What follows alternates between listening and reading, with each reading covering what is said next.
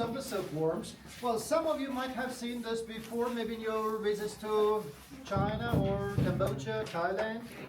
Anyone of you? Nope? Okay.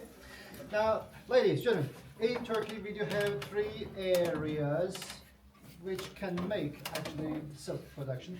The first place is Hatay, Antakya, which is on the Turkish and Syrian border. They can get 2 cycles in a year, and it is good. Here in Cappadocia, as the summer season is very short, we can get only 1 cycle in a year, and this means it is not very practical to do the silk production here in Cappadocia, to be honest. And in Bursa, which is about 1.5 hours or 2-hour drive from Istanbul city, they can get 3 cycles in a year. So this makes Bursa the best place in Turkey for farm raising the silkworms. And as you can see in the photos, we do feed the silkworms there with mulberry leaves for 4 weeks. And after 4 weeks, those little tiny silkworms grow up. They become big, fat caterpillars, almost like 2 inches long or 6 or 7 centimeters long. Then they just stop eating, and some kind of saliva comes out from their mouth, which looks like the spider's web, but actually is the silk. And with that silk fiber, they start to build their cocoons around themselves. They start from outside and they build the cocoon inwards. So in 5 or 7 days time, they do end up with locking themselves into the cocoon. You know, which isn't there. Now they stay in the cocoon for another 7 days. First 5 days, they do sleep. The 6th day, they wake up, shed their skin, and transform into a nice, beautiful moth, like a butterfly. And in the 7th day, they need to get out of the cocoon. So they spit on one end of the cocoon, they make that section wet, and by chewing the wet section easily, they make a little hole and they get out as a moth. We just let a little portion of the moths we have get out and live under our control in the greenhouses so that they can mate and give us the new eggs for the next cycle. And unfortunately, we do have to kill the rest before they start to chew the cocoons to get out. Because once they chew the cocoon and make that hole, that cocoon is gone. It is useless. They will be breaking the silk lines, and we will be able to get only this long of silk fibers. Maybe 4,000 pieces from each cocoon, but they're not good. We need one continuous fiber. So we kill them by steaming while they're sleeping. Now, when it is time to get the silk out of these cocoons with the dead silkworms in, we take a bunch of them, throw them into hot water, keep them in the water for 2 or 3 minutes.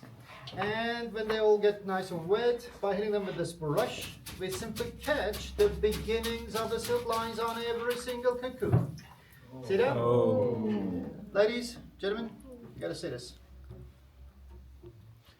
This is one single silk line that comes from one individual cocoon, and it is approximately 1 kilometer long. One continuous fiber from each cocoon, 1 kilometer long.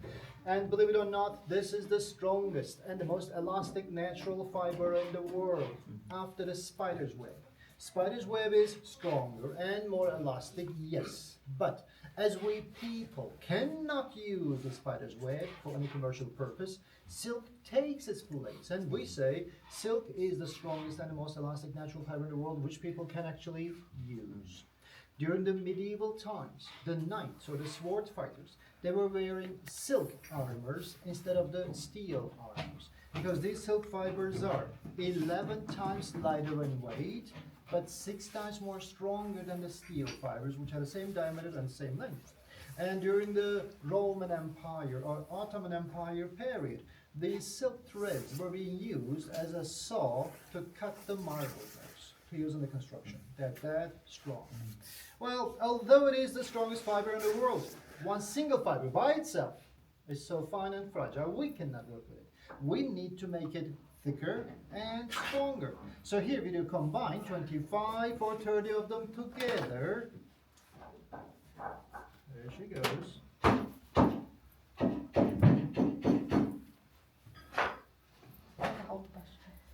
They become one.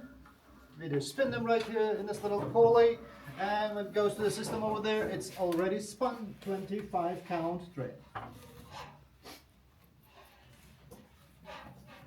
There she goes. And when she starts to spin a wheel, the system will actually pull the threads out of the cocoon. Down here, the cocoons are simply unwinding, unraveling like a roll of toilet paper or a bobbin thread.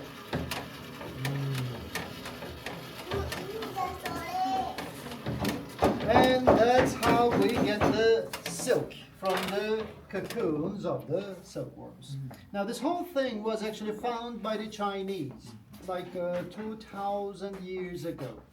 And they have kept it as a national secret for almost 1,000 years. And on those years, the major market for the Chinese silk was the Roman Empire. The rich men, the nobles of Rome, they loved wearing those silk dresses, but they were the mighty Romans, and they were fed up with the monopoly of the Chinese on the silk. So they have decided to send 5 monks to China as missionaries.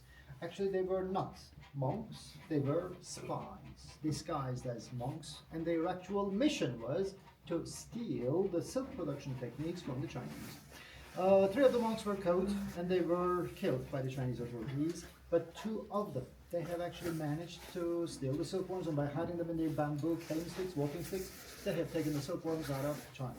And this is how the rest of the world actually learned the silk production techniques.